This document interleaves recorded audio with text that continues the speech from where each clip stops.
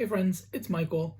I took a little bit of a break last week, and honestly, I am still kind of in a hobby and motivational funk. I haven't really been all that interested in painting or doing videos or posting on Instagram or doing any of those type of hobby-related things.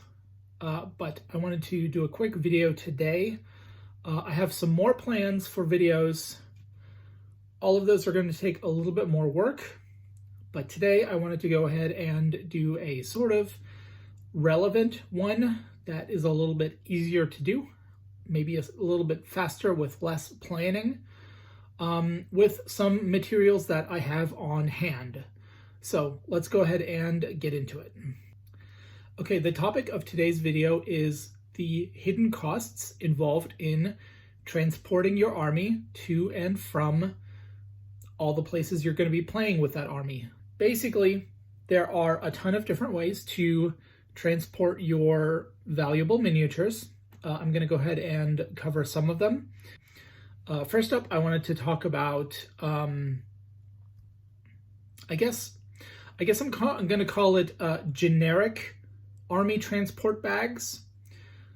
Usually these are going to be used with pluck foam, which is a type of stiff foam material that usually comes in like a dark gray, and it's laser cut so that you can pluck pieces out of it. This is going to come in handy when you are trying to fit some of your bigger miniatures. You can buy pluck foams in various sizes and thicknesses. Pluck foams allow you a lot of versatility here because they are pluck foams. You can pluck them to your desired specifications. These are going to be cheaper than some of the other available options. You can find a multitude of bags to carry that pluck foam with you. And this is from Sable. That's S-A-B-O-L. And this is what I am using for my War Machine army right now. So you can see this section up here is the pluck foam. This down here is the sort of sturdy bottom section. It is fairly, I don't know if I'd call it rigid, but it's sturdier than some of the other pluck foam that I'm going to get into in just a little bit here. So the advantages here for this type of pluck foam are that it's fairly readily available. It's not as expensive as some other types of foam, and you can really kind of customize it to exactly what you need. Instead of purchasing army transport bags, you could also get a bunch of plastic tubs at a place like Home Depot or Walmart. These tend to be generally fairly on the cheap side, and you can just load those plastic tubs up with your pluck foam. There's no need to get a specific bag just to carry this stuff around because, again, the bag adds extra cost to what you want to do with it. So that's the generic pluck foam. Next up, I want to talk about battle foam. Battle foam is pretty much, as far as I'm aware, one of the biggest retailers and manufacturers of army transport cases and foam here in the United States. Battle foam has a lot of custom options for all of your armies. A lot of their foam is specifically cut to fit very specific pieces. I'm going to show that off in just a second here. It is more expensive. A lot of their bag sizes are, I don't want to say proprietary necessarily. A lot of their bag sizes are specifically done so that other companies' pluck foam does not easily fit into them. Make of that what you will. Keep that in mind. Their bags are also fairly expensive, but they're also fairly well made. So that is also something to keep in mind. They have a huge variety of different transport cases. The one I have is I think it's the pack 420. It could also be the pack 720. I'm going to pop up a clip here and you'll be able to see it exactly because I don't remember offhand. Sorry. I know it holds something like 12 inches of foam, maybe even a little bit more than that. And they're fairly big foam trays. So one of the things I like about Battle Foam is the exact sizing. I have a Storm Eagle for my Alpha Legion army. And so because it's a fairly big resin flyer, I wanted a piece of foam that would hold that and carry it safely. And that's exactly what Battle Foam offers. So this is the specifically cut custom foam tray for my Storm Eagle. You can see that the cutout here is exactly engineered to fit this flyer and nothing else. I think it'll also fit the Fire Raptor, but that's a slightly different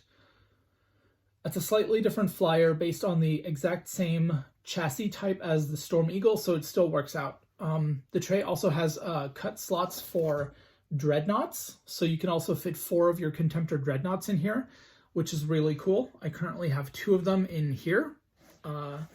And after this new edition of Horus Heresy releases, I might have a couple more. So that's the big advantage here. You can see that this is a very thick piece of foam because it's a very big flyer. So it does take up a lot of transport space in the bag itself, which is kind of a negative. But again, it's also holding a really expensive resin miniature and keeping it safe while I travel to and from where I get all of my games in. Battle Foam also does more generic types of laser cut trays that are generally engineered to hold a lot of infantry and fit in their various sizes of bags. This one holds, I think, 32 millimeter based infantry. Right now I have 2 of these for my Alpha Legion. I'll probably need more at some point, but the ability to carry that many infantry miniatures around with you is pretty much invaluable. And again, like with the Pluck Foam, you don't have to buy the expensive army transport bags. You can always get a cheap plastic tub at Walmart or Home Depot or wherever and put all of this foam into those instead of buying a transport bag. Last but not least, in terms of transport cases that I personally own, I wanted to go ahead and talk about KR Multicase. KR Multicase is a UK-based company that I believe also has facilities here in the United States. I first heard about these guys on the Independent Characters podcast and decided to get a case for my orcs. KR Multicase has a really confusing website. It's going to take you a lot of time to figure out exactly what type of foam you need. Their slogan, if I remember right, is hard cases, soft foam, because they use a blue type of Pluck Foam. Again, this is Pluck Foam. Some of it is Pluck Foam, some of it is specifically laser cut for specific sizing. This is one of their half trays. It is currently holding a bunch of Gretchen. This one is 1, 2, 3, 4, 5, 6, 7, 8. This one I think is 18 slots. And I have a bunch of Gretchen doubled up in here. You can see what I mean by soft foam. You can see how bendy this is compared to the Pluck Foam that I showed off earlier from both Battle Foam and Sable. So the whole point here is that the softer foam is supposed to protect your miniatures a little bit more because it doesn't scratch the paint jobs. I haven't noticed a lot of this unless you're talking about pewter miniatures, in which case it happens sometimes. A lot of people varnish their miniatures for exactly that reason. KR Multicase, I think, in terms of pricing, works out to about the same as all of the other transport options. Again, their sizing is unique to their system, so inevitably you're going to be better off buying one of their specific army transport cases. The nice thing about KR Multicase is that they do offer hard cases. So these are aluminum hard cases that hold the soft blue foam. I think KR Multicase is actually one of the only Army transport companies that offers hard cases. They also do super cheap cardboard cases if you don't want to spring for a more expensive aluminum case. And both KR Multicase and Battle Foam have a huge range of Army transports. Everything from like pretty much giant suitcases on wheels that you can wheel into your gaming store to something that you can easily carry slung across your shoulder, maybe this size to carry something for a much smaller miniatures game, like maybe Warcry or Kill Team. I like all of these options. I prefer pluck foam. One of the other options that I am going to mention, but that I don't personally use, is magnetized carry cases. These have a solid frame that you slot steel trays into. And the idea here is that all of your miniatures have, let me pull out a miniature here as an example. All of your miniatures have magnets glued to the bottoms of their bases. You then glue you don't glue the miniature to anything. You glue a magnet to the base, and then the miniature magnetizes to the piece of steel that slots into the solid frame of the carry case. In theory, this is a way of getting way more miniatures into all of your carry cases because they can sit very closely together instead of needing to be however far apart the spaces are in your pluck foam. The downside, as far as I see it, is that if you happen to trip on a staircase and drop your miniatures case, there's a chance that all of your minis are going to go flying off of their little magnetic sheets, and you're going to have a jumbled mess to clean up afterwards. But that's personally just me. I've also seen historical wargamers especially using plastic tubs with either magnetic sheets or steel sheets or baking trays on the inside, and all of their miniatures will be magnetized.